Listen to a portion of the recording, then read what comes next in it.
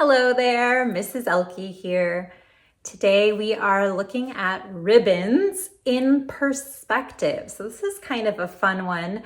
Instead of doing maybe like a perspective road or something like that, it's kind of a little bit more, I don't know, fluid, exciting. You can use some swirly lines in there. So today I just made kind of a loopy ribbon, and wanted to show you how it's done. So grab paper, a ruler, and maybe a Sharpie or a pencil and follow along with me and see if you can make a ribbon in perspective.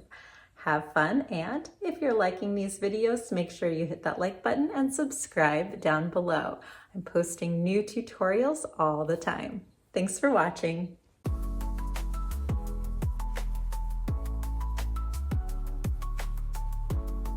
For this drawing, I am using some computer paper. I have a Sharpie and a pencil, and then I'll also be using a ruler. Now I want to start off with just kind of a wavy line. It doesn't really matter where it goes or what it looks like, but I'm just going to kind of start somewhere and then kind of curve it up and down. The waves are not going to cross each other, but they can kind of go in a bunch of different directions. It's just going to kind of go across like the bottom of my paper, kind of fills up the space. This is going to be the side of my ribbon. Next, I'm going to make another line right next to it to make it look like it has a little bit of thickness to it. So I'm going to kind of take my time this time and just go really close to my other line, as close as I can. I'm trying to stay about the same distance away from my other line as I go around. And I'm going to bring it all the way to the other end of my line. Just kind of doing my best to try to make them about an equal distance apart. You can turn your paper or move your hand so that you have a good angle here. So I kind of pick up my Sharpie and move my hand so that I get a good angle and I can kind of see where I'm going. All right.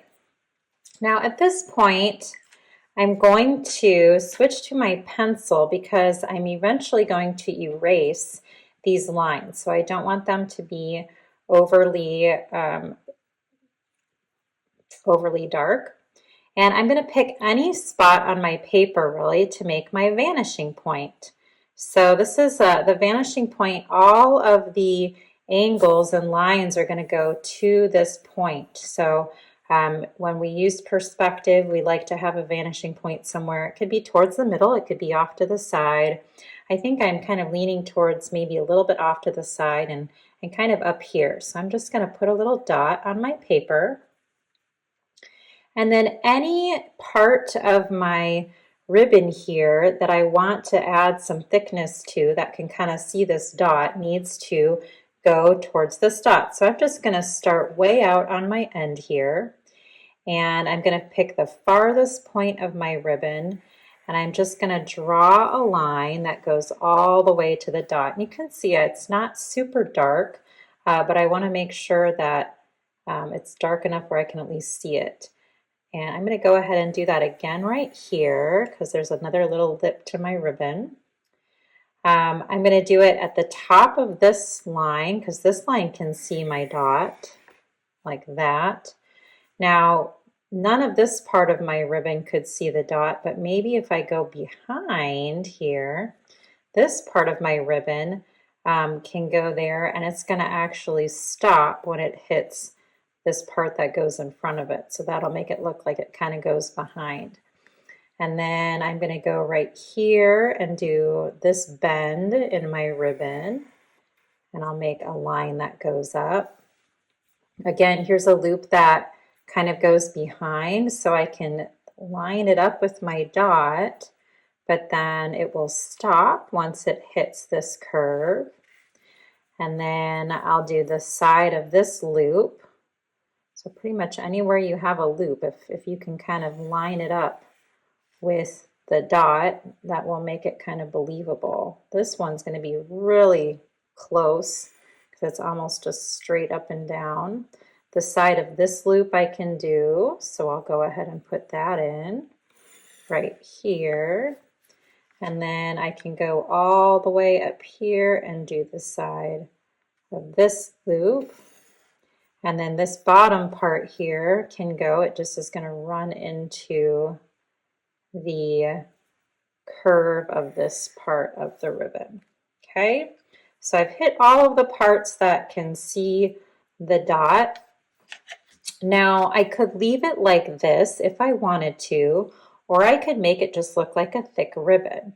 And I think I want to show you kind of how to get that ribbon vibe. So what I'm going to do is anytime in between these two lines, I'm going to try to match the same curve that I have here. So I could do with pencil. Now if I do the curve super close, like here, my ribbon will only be about this thick. If I do it farther away, like up here, then my ribbon will be thicker. So it's up to you as the artist to decide how thick your ribbon is. I think I want to go pretty thick, so I'm going to try to match my curve a little bit higher up. So you can see this curve and this curve match. Now the same thing happens here, and if you need to, you can kind of use your ruler to measure. So that's about 4 centimeters. This is about, a little more, so maybe I'll do about 4 centimeters here too. I have to have this loop kind of curve up like that, just like this one does. All right, in between these two, I'm going to go about 4 centimeters up, so that's kind of way down here. And I'm going to have a loop like that. And then up here between these two, about 4 centimeters away. It doesn't have to be like perfect, but I do want it to be consistent so that it's about the same distance each time. So I'm matching this curve here. Now this one kind of goes down and around, so that one will be a little bit trickier. It's supposed to kind of start off here, and then it kind of curves around and all this other part's behind. And this one is so close that I'm not even going to worry about making one there. Here I definitely have enough room to make one, so it needs to kind of match this curve. So I'll have it kind of come up like that.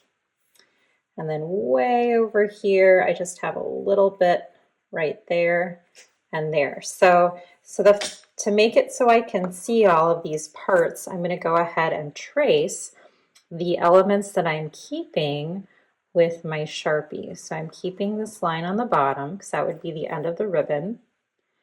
I'm going to keep this curve underneath, so it looks like it's curving up. I'm going to keep this diagonal line, but only until I get to the curve. And then I'm going to curve it over and then have it trace back down to the top of this curve. I'm going to keep this shorter curve right in here, and it's going to run into this diagonal line, which will curve up like this, and it will connect to this diagonal line, and so on. So I'm going to keep on doing that until it makes it look like the ribbon is truly connected all the way across. Now, there's a lot of fun things you can do with this. I could add other ribbons or other things that are floating that also are going to the same vanishing point. I could have another one under here and try layering effects. So if you want a challenge, maybe try adding some more pieces of ribbon or some that go behind other pieces. You could also try shading the ribbon and think about which parts of the ribbon would be lighter because they're seeing light from above maybe, and which parts would be darker because they are not seeing as much light. So that's definitely an option. So now you can see it kind of makes more sense now as a ribbon. At this point, I will go ahead and take an eraser and I can go ahead and erase any of these guidelines that I had originally made. So that's why it's kind of nice.